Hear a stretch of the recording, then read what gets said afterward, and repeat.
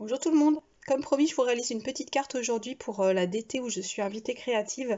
Donc c'est la boutique Marie-Hélène Geffray. Donc je vais utiliser ces tampons fleurs, les tampons petits mots qui sont super sympas et je vous montre tout de suite comment je l'ai réalisé. Donc je pars sur une carte qui va faire 8 par 11,5. Je l'ai déjà un petit peu préparé pour la vidéo. J'ai préparé le papier pour mater, donc toujours dans la collection Marie-Hélène Geffray puisque maintenant elle fait des papiers unis. Et enfin, j'ai préparé ma carte de fond. Voilà. Donc je vais vous montrer tout de suite le premier tamponnage. Il s'agit d'une jolie fleur de la planche de tampon que je viens de vous montrer. Donc pour la placer, moi j'utilise la planche de tamponnage de chez Action. Hop, je place mon élément. Il est prêt à tamponner. Pourquoi j'ai placé une étiquette? Vous allez le comprendre après. C'est pour pouvoir mettre le titre de ma carte. Donc je tamponne comme il faut. J'ancre bien le tampon plutôt. Et puis je vais le positionner à son emplacement. Voilà, pas trop bas. Alors j'appuie pas trop parce que c'est des tampons très fins et j'aime bien leur finesse justement. Donc pour les mettre en valeur, voilà, j'appuie très peu et du coup ça fait un dessin très léger. Je peux enlever mon étiquette qui m'avait permis le tamponnage. Je vous montre un petit peu le résultat. Hop. Pour le reste du travail, je vais rester sur la planche de tamponnage, mais voilà, vous pouvez me mettre après. Moi, c'est juste parce que j'ai pas trop de place. Donc maintenant, je vais coloriser mon tampon. Donc j'ai un petit peu préparé tout ce qu'il fallait. Il me faut du sopalin, une plaque qui m'avait déjà un peu servi, donc il me restait du rose. C'est en fait ce rose-là, c'est un espèce de rouge, qu'est-ce qu'ils disent? Du carmin, exactement. Donc j'ai essayé de prendre une couleur un petit peu soutenue pour que quand même ça se voit au niveau du dessin. Donc alors je suis pas très experte en aquarelle honnêtement.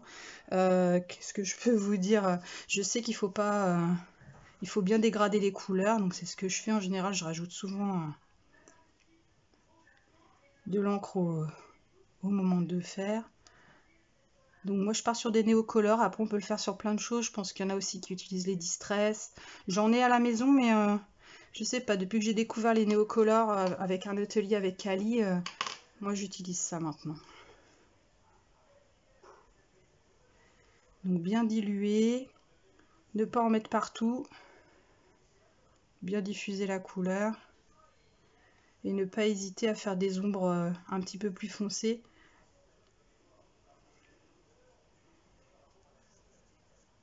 Pour donner une illusion d'optique de vraies fleurs en fait, tout simplement. Donc en général, je laisse sécher un peu et je rapplique une deuxième fois des couleurs un petit peu plus ombrées pour donner une texture vraiment...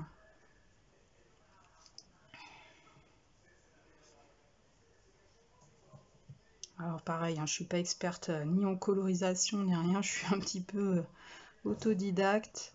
J'essaie juste de donner de la texture à la fleur. Donc on ne va pas jusqu'au bout, hein, il faut toujours laisser du blanc, ça c'est ce que Cali m'avait appris en crop. Donc je suis ses conseils.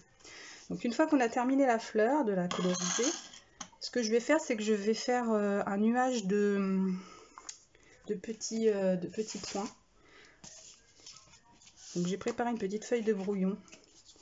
En général, je me mets plutôt dans ce sens-là. Je vous explique pourquoi. Je fais mon essai ici avant de le faire sur ma carte. Parce que il n'est pas question qu'on ait des mauvaises surprises. J'ai préparé également un petit post-it qui a la forme... Alors je sais plus mais dans quel sens. Voilà, c'est plutôt comme ça. Ça va cacher en fait. Ça va avoir un rôle de cache sur ma fleur. Donc ce coup-ci, je prends mon crayon néocolore, je l'imbibe bien et je m'exerce à côté pour faire des jolies taches. Donc ça peut prendre un petit peu de temps, le temps que l'eau s'imbibe bien sur le crayon. J'essaie de faire ça tout en finesse, pas faire un gros pâté. Donc on peut prendre tout son temps. Voilà, ce que je veux, c'est quelques petits points bien répartis tout autour. Pas trop gros, mais qu'on les voit quand même. Voilà, je vais arrêter là, je pense. Donc moi, quand j'utilise du matériel, en fait, je le nettoie toujours au fur et à mesure. Je déteste avoir du matériel souillé, qu'après ça se nettoie plus. Donc je fais bien attention à bien tout nettoyer au fur et à mesure. Et dès que j'ai terminé mes projets, je redonne un petit coup. Donc là, voilà, ça fait des petites tachounettes autour de ma fleur. Je vais attendre que ça sèche avant de retirer le post-it pour pas que ça bave. Et en attendant, je vais vous préparer la suite du projet. Donc la suite du projet, je l'avais déjà un peu commencé, vous l'avez vu tout à l'heure.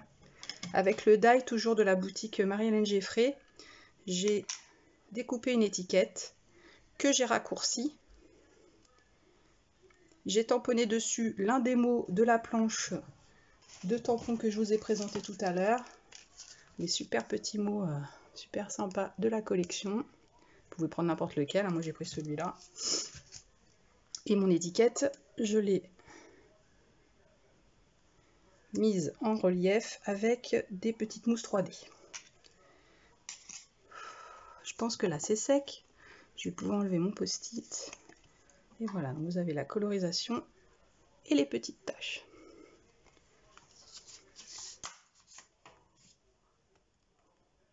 Donc l'idée du projet, maintenant que j'ai ça, je vais le replacer sur ma planche action.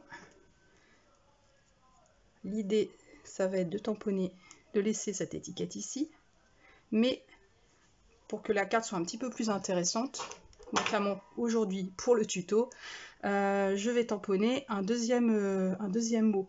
Donc c'est pour ça que j'ai fait cette étiquette en dessous au départ, pour qu'il y ait le trou. Donc je place mon tampon, bien droit. Hop, je le mets en place sur ma planche de tamponnage. J'enlève l'étiquette qui va me servir juste après. Pour tamponner juste le haut de ce tampon, j'ai prévu du masking tape. Alors en général, moi j'utilise le masking tape que j'aime plus. Celui-là, je le trouve plus très beau, je l'utiliserai plus sur des créas. Donc, je m'en sers pour masquer le texte qui ne m'intéresse pas. Je tamponne le haut du texte.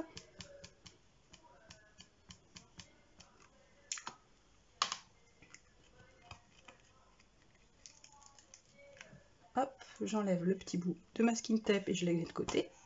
Je tamponne le haut de mon texte.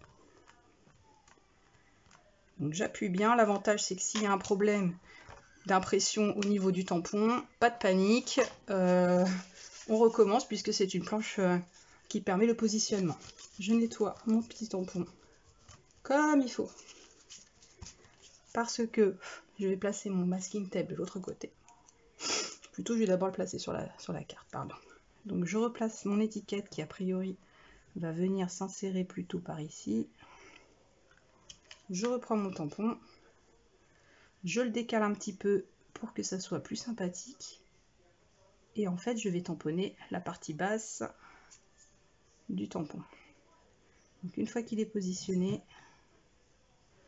je le place. Ah. Ce que je vais faire, c'est que je vais repérer l'emplacement. Je vais enlever ça. Donc, quelque chose comme ceci. Pour que ce soit bien propre, bien plat et surtout bien droit. En clean et simple, il faut être rigoureux. Parce que si on ne l'est pas, tout de suite ça se voit, c'est vraiment pas joli. Je replace mon masking tape, donc cette fois-ci je garde disponible le texte du bas. J'encre bien. Donc, quand on a le coup de main, on ne met pas beaucoup d'encre en fait sur le masking tape. Mais quand on a un petit peu de mal au début, c'est vraiment très pratique de faire comme ça. Je tamponne mon deuxième texte. Pardon, ma table a failli tomber. Alors on fait doucement et attention parce que tout se joue là. Il n'y a plus qu'à passer la deuxième étiquette à son emplacement. Je nettoie.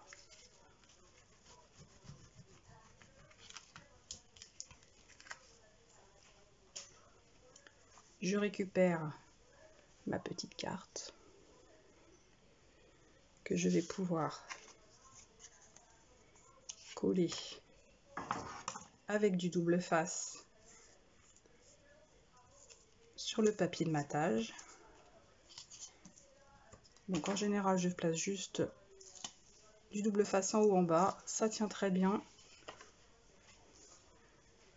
Et quand on veut, si je le mets à l'envers, désolé hein, vraiment, je sais pas ce qui m'arrive, petite baisse de tension. Le papier de matage que je colle à son tour sur la carte.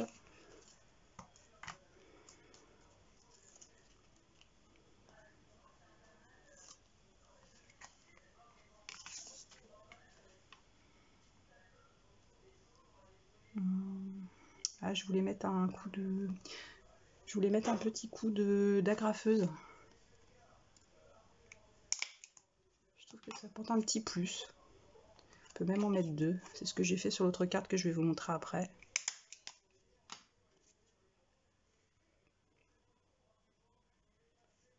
Alors je suis pas partie sur des projets en relief pour cette carte là, hormis la petite étiquette, mais sur l'autre oui je vais vous montrer après. Alors ce que je voulais faire aussi, c'était donner une petite forme très sympathique, comme un espèce de petit cœur. Voilà. Donc du coup ça donne ça. Voilà, la première carte est terminée. Donc un projet très simple comme vous pouvez le voir. Et je vous ai préparé une deuxième petite carte, parce que j'aime beaucoup les papillons aussi de la même collection Marie-Hélène Geffray. Toujours le tampon de la même collection aussi. Cette fois-ci, j'ai fait un travail plus en relief. J'ai collé le fond de la carte en relief. Et j'ai voulu utiliser aussi deux papiers de même ton, mais de motifs différents, parce que ça les met bien en valeur, je trouve. Et j'ai gardé les deux agrafes dans le petit coin.